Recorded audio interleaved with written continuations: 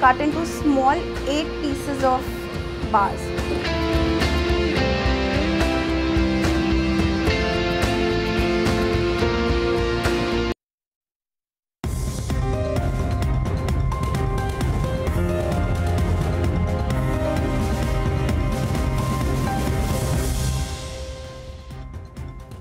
Hello and welcome to Hot Money on Bloomberg Quint Live, India's first digital live streaming business news service. This is a show which gets you a complete wrap of all the stocks that are buzzing in trade.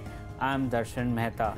Before we move on to Hot Money, let's shift focus to earnings. Tech Mahindra is expected to post a strong profit growth with a considerable expansion in margins. Agam Vakil is standing by with what the analysts are pricing in for Tech Mahindra this time around. Agam, what are we expecting? Right, Darshan, so let's start off with the headline numbers. We're expecting about 4% growth in its revenues. Margins likely to expand to 14.1% against 12.9% quarter on quarter. And sequentially, we could see profits rise as much as 13%. Now, in terms of some of the key watchables, we are likely to see an improvement in communications vertical, which will provide the growth for this quarter, but it's also likely to be countered by some weakness in the enterprise business. Do remember that we will have the headwinds, or rather the tailwinds from the currency benefit playing for as far as margins are concerned. And we also likely to see the absence of the seasonality in Comviva aid margins further. Of course, a lot of analysts have been writing about the improving business mix as well. That's something which will also be will play as a benefit when it comes to margins. But on the whole, what we're really going to watch out for, and perhaps the most important thing, is the management commentary when it comes to capital expenditure in 5G from its clients, updates on Library Communications, and on the whole deal wins in the enterprise business. On the whole, we're expecting a steady quarter from Tech Mahindra going in. Okay, many thanks for that, Agam. Let's welcome our experts on the show then. Market expert Shahina, Mukadam and Yogesh Mehta of Motilal Oswal Securities join us on the show. Thank you to both for joining me. Today on Hot Money, we'll discuss the power sector. Yesterday, all the power sector companies were doing extremely well on the back of the order that came in terms of pricing. BPCL disappointed with its numbers. What's the way ahead for BPCL, and how does that pave way for the other oil marketing companies going ahead? PSU banks did well yesterday. It was up. The index was up 7%. Today also the index is up another 3%. Is traction back in the PSU banking space is something that we are asking. And what's a good mid-cap strategy that we are looking at this point of time? That's something that we'll ask our guest. But before we start, Tech Mahindra will come out in numbers today. Yogesh, anything on? You've seen most of the IT companies come out. Yeah. Tech Mahindra is the last one. Any view of what's expected, and what did you make of the earnings in the IT space so far? The expectation will be not so, it would be a muted one, but however, we need to see that how the telecom business is going towards, and the enterprise, sector. Both of these and the volume growth guidance for the next year. So that needs to be watched out for. And secondly, the margins will be almost same, but the other thing you would be watch out for is hardly there would be a 10% or 15% of profit growth over QOQ and the YY both together. So forex gain and loss, that component needs to be watched out for in Tech Mahindra. But otherwise, also with the 10%, 15% growth rate, it is available at the deep discounted value of hardly 14 or less than 13.5 times P multiple. FY20 basis. So it seems that the result would be more or less in the line. There will not be any shock or disaster into that number. But are you all happy with how the IT sector has come out with numbers so far? So far, there are a mixed bag of opinion, because NIT Tech has done very well. Hexaware was disappointed, and the large cap side TCS has done constantly well. So there is a consistency in that, as well as Infosys. So with the large cap IT company, we are very much okay with, and mid size there is a blip and a mixed kind of a thought. So there is a distinguish and the difference between all the companies, but we don't think that it will be there is something shocking in Tech Mahindra. Okay, any word on how the IT companies have panned out before we start with the show? I think they've been reasonably good. We've seen the impact of the depreciation in the rupee having a positive impact, forex, and I think even Tech Mahindra should come up with good numbers today, good set of numbers, and both on EBITDA margin expansion as well as on the overall growth around 4% in terms of revenue. I think the numbers will be good. Tech companies are, having seen that rally, there has been a bit of step back in terms of buying trading as of now. But I think it remains a good sector to be invested in. Okay, so we'll watch out for Tech Mahindra, and then we'll have a comparative analysis later indicating that because of all the top 5 large cap IT companies that have come out with numbers. But let's start with it. Power companies were in focus yesterday because of the order that came in terms of CRC will decide the future course of action of pretty much pricing will be. Most of them reacted positively. Adani Power was up 20%, Tata Power was up another 15%. So most of the power companies have reacted positively. But overall, is there more meat in the sector left? Is there more meat in the utility sector left? Would you invest? That's what we're asking. So Yogesh, obviously the news is out. Most of the companies reacted positively to the news that are coming in. But is there any steam left or any kind of traction in the power sector? Are you all recommending clients to take any kind of bets in the power sector? Post the announcement, it was at least a 25-30% gain for Tata Power, at least on the EBITDA basis for the next year, not this year, because the implementation will happen over next 8 weeks. We believe that everything is priced in right now in Tata Power per se. There is a pass on of cost and as well as the funding. So both will have a set of effect. Rather than that, and one more important foremost thing is it is yet to be approved by the superior authority. So unless and until it happens, there is no upside left. There was upside in Adani Power which has come, which is not under our coverage. We have a coverage of Tata Power with, they've got a total capacity which is 4,000 megawatt, which will come under this. So that will have some EBITDA on the progression will be there. But we believe that everything is priced in right now and we have a neutral rating. We came out those of the notes post this new development and along with the result update. So there we feel that upside is very limited or maybe no upside factually unless and until this happens with the new verdict which is approval of the superior higher authority. So if it happens, then upside will open up by 20%, but otherwise it is fairly valued right But now. Overall on the power space, are there any positive triggers that will come in? Because counters like NTPC Power, there are a lot of companies, but somehow there doesn't seem to be traction in any of these companies. Power companies are now set back and they got a hit on the raw material cost and all. So we don't foresee that demand will pick up for power companies in terms of their top line numbers or the bottom line numbers. It is all very variable. Availability of coal and the if it is a thermal base, then again it is a question mark. So all this raw material will have some dampening effect for them. So we don't foresee that it will be a investment kind of sector where one should look at. So, okay. What about you, Shahina? Do you like anything in the power space? What did you make of the news? Is there more potential upside? See, I would prefer companies with the balance sheet is stronger. So upfront, I would just avoid Adani Power and Reliance. Okay, Tata Power is something that one could continue to look at.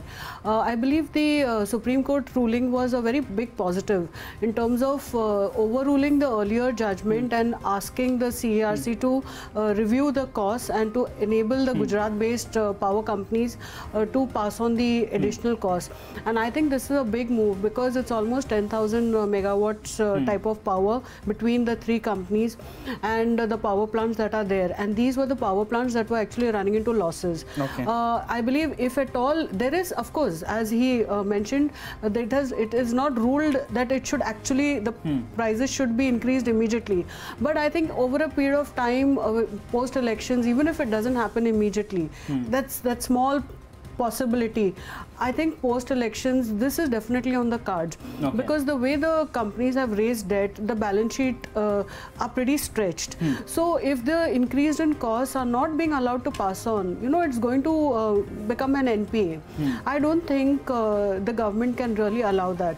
And the need for power is definitely going to remain high in India, and crude oil prices remaining high. I see no reason why the government should not encourage electric power. So I think it's definitely on the cards in the medium to longer term.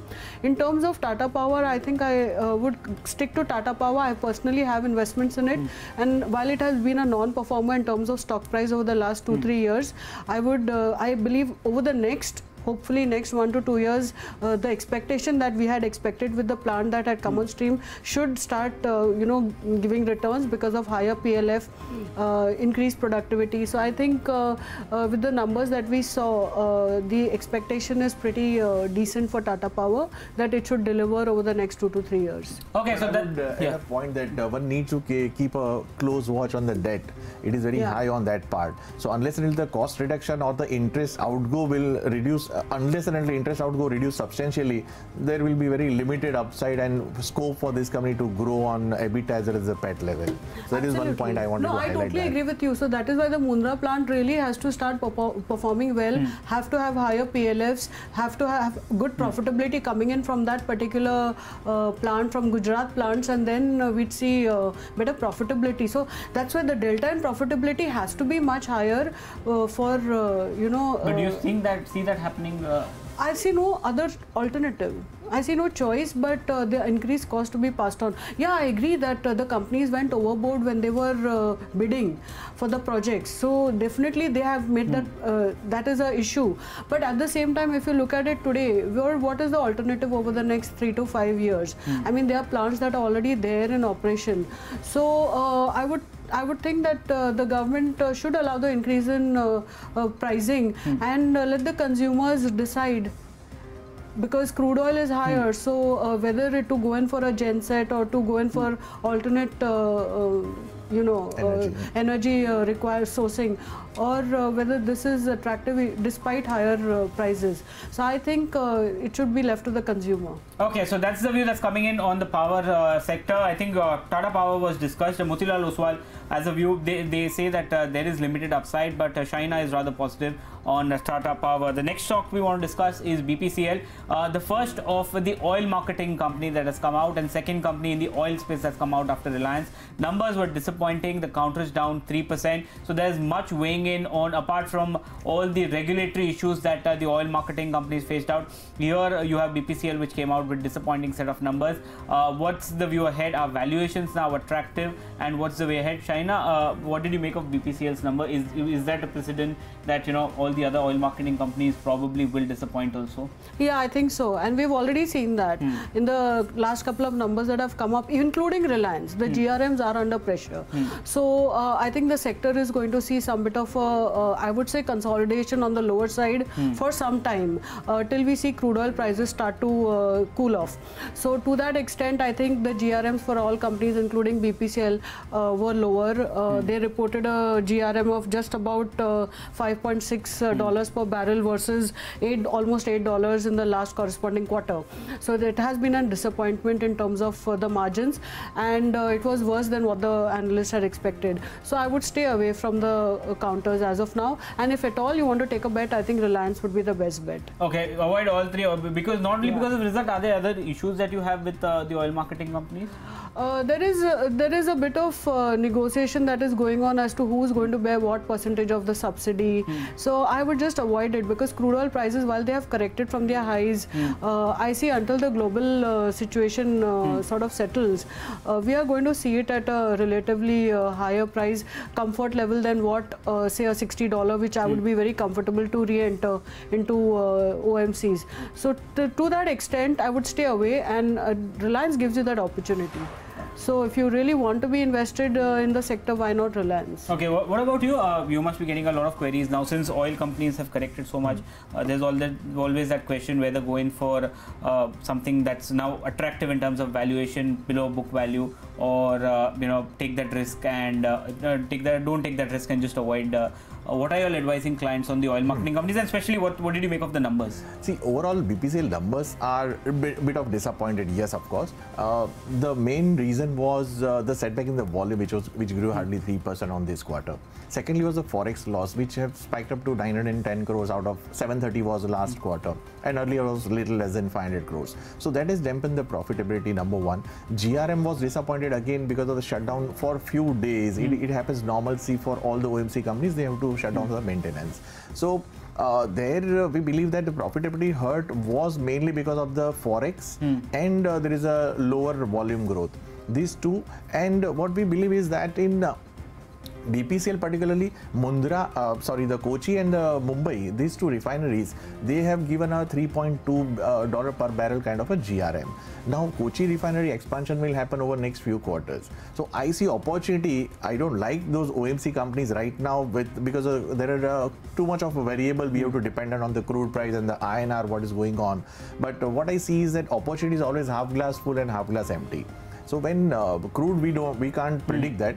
But yes, at these valuations at around 7.5 times EV to EBITDA and 8 times PE multiple for FY20 EPS of maybe 34 to 35 rupees, not lower than that. So it's an opportunity again to get into the stocks, and I think HPCL, BPCL and IOC, I would prefer IOC and HPCL rather than BPCL. Any reason why that? Because of the Kochi refinery expansion will take much longer time of 3, 4, 5 quarters, and it may not turn up into that. So till that time there will not be any upside for the investors from current levels. So rather than that, there is a set capacity for IOC as well as HPCL plants. So there they are already running on those shows. Okay, so that's the view that's coming in on BPCL. Shahina says that it's something that you avoid, but Yogesh has a view that their house is indicating that at such valuation it's not a bad choice to enter the oil marketing companies.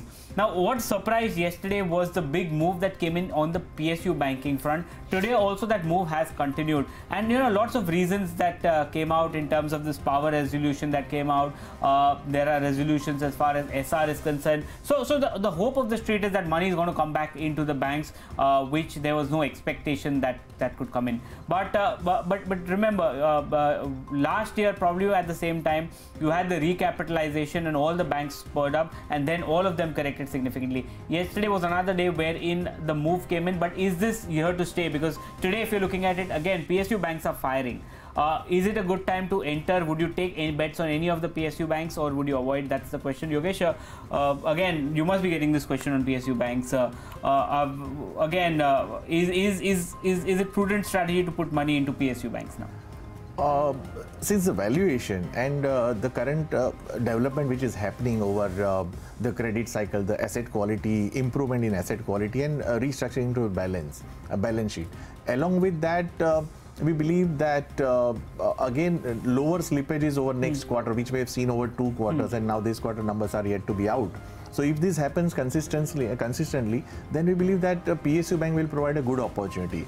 Nevertheless, right now nobody would believe, because the asset quality deterioration has not been stopped for many small size banks, but they are planning for merger into many mergers within this PSU bank sector. So if that will happen, then consolidation will happen, but which point and when, it is unsure. So what we believe is the SBI, which provides a very strong opportunity here for investment, currently available at little less than 1% ROA and book value of 1.3 to 1.4 times FY20, which is something around 218-20 rupees. So that provides a good opportunity again with consolidation of the merged bank or the subsidiary banks. So there we believe that the asset quality will improvement, plus the provisions, they will have to lower the provisions, because Bhushan Steel, we have seen SR Steel. So whatever NCLT issues will get resolved, that will add into the bottom line.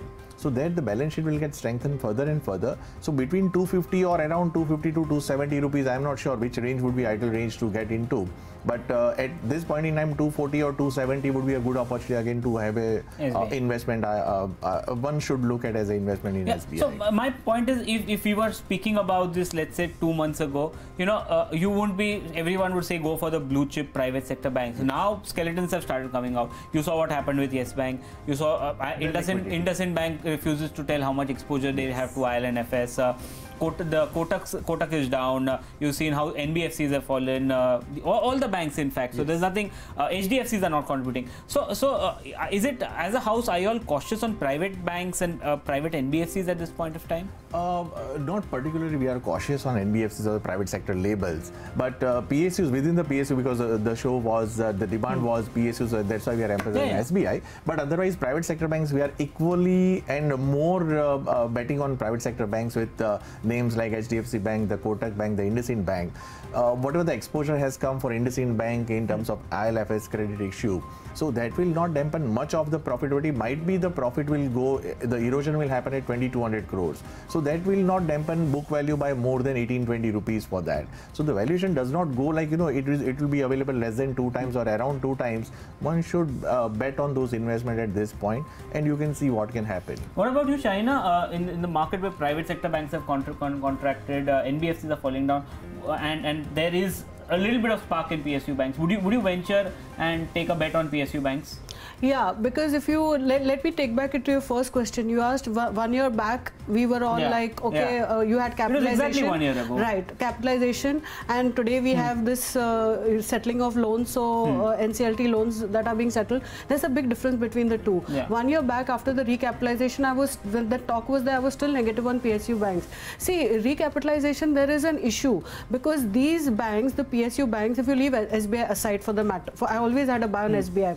The rest of them, the government is strapped for funds. So really speaking, the amount of capital that was required by them, and especially given the fact that there were such huge NPAs and such a huge stressed asset write-off that was to happen in the last 1 year, it was impossible. Whatever the government did was to meet the capital adequacy norms. So I had a sell on all the PSU banks except SBI because I didn't believe that the government would be able to do it, and which they were not able to do it. Today it's a different story. You have SR, a big, such a large settlement. They're talking of settlement of large amounts. You have other, NCLT cases that are lined up, and we are seeing a change in the promoter groups trying to settle loans, and the PSUs were the worst affected and will be the biggest beneficiaries. So to that extent, I think one can start nibbling into the PSUs now, especially let us take BOB for example. There in BOB, a lot of power assets are there.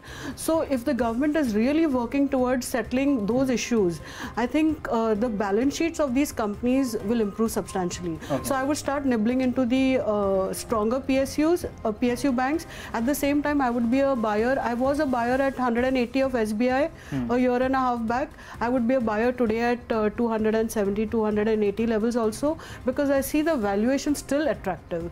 And in terms of balance sheet quality, it is still strong. So one can be a buyer today also, and I believe start nibbling, especially technically, into some of the PSU smaller banks. Okay, so that's the view that's coming in. Obviously, it's a good time to start nibbling into PSU banks, and both of our guests, I think the consensus view that they have is SBI is the best bet at this point of time. And since we are approaching Diwali also, and in terms of some of the counters have corrected significantly, we are asking our guest to name any stock which they feel should be bought into this correction. Shahina, any stock that you can name it as a Diwali bet, or what do you like?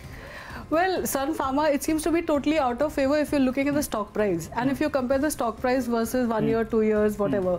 So, and the changes that are happening, if you look at a 2 year forward, seem to be positive. You have the Forex, which is in favor of pharma companies. You have numbers that are improving. On a YOY basis, maybe, we still, like for maybe a quarter or so, we still continue to see current quarter, some bit of slower growth. But if you see the numbers, they're improving. A double-digit growth in terms of top line and bottom line is, I think, okay, especially given the difficult conditions that the overall US market, there's still pressures in pricing, Chinese market, there's still pressures, but I see things improving. Secondly, in terms of the actual product launches, they have very good pipeline of products. They've got niche specialty products. They have recently launched some of the specialty products. I think the pipeline is pretty strong. So, and this is a sector which is not very easy to come in and compete. You've seen competition reduce rather than increase. So I would be positive on the sector overall, and Sun Pharma valuations around 25 times 1 year forward. I wouldn't say cheap, but I would say the growth that I expect over the next 2 years will start making it look attractive with a 2 year time frame. Okay, 2 year time frame. And Yogesh, I know you all haven't come out with the Diwali note as such, but anything that you all find attractive or pushing to clients that should be bought into this correction? Yeah, Darshan, we are yet to come out with the Diwali picks, but for the investment perspective, what I would like to recommend here for the only one stock, because it will be a Britannia. People would have an opinion that it is expensive one, but what we believe is one should look at as an investment where the consistent growth opportunity is there and the profitability would improve further. Rather than look at only the valuation, one should look at the consistency as well. If there is no consistency, it is a cyclical one, then you may miss the bus and you may end up in a loss. What we believe is in Britannia that consistent, very strong track record by the management. They have done a significant improvement in the market share over parlay. So that is done over FY13 to FY18. So that is a plus point. Second, opportunity beyond biscuit is also good. The premiumization is also happening. Now lower pack unit is having a more than 50% market share. Earlier it was 50, now it is 51.5, which is driving more profit margins. And apart from that, they have taken some of the cost-cutting measures. The commodity outlook is a little bleak right now, but they are able to pass it on to the end consumer. And the reach ratio has gone up from 1.58 million outlets to now 1.87 as on March 2018. So we'll come out with the numbers on the second quarterly numbers. So all this put together, we believe that the next year growth would be around 20-22%. And with the EPS of 98 for this financial year, and maybe the growth would be 20% even if we consider, then 120 would be the EPS for next year. There we believe that our price target is around 7,165. Currently it is 5,400 odd. So that gives a decent upside for the investor. They will not have any sleepless nights on Britannia. Okay, so that's the view that's coming in. The two stocks that you should nibble into the fall are Sun Pharma and Britannia. But with that, it's a wrap on today's Hot Money. Shahina, thank you so much for coming in. Yogesh, thank you so much for coming in today. Ask BQ comes up next. Stay tuned to Bloomberg Quint.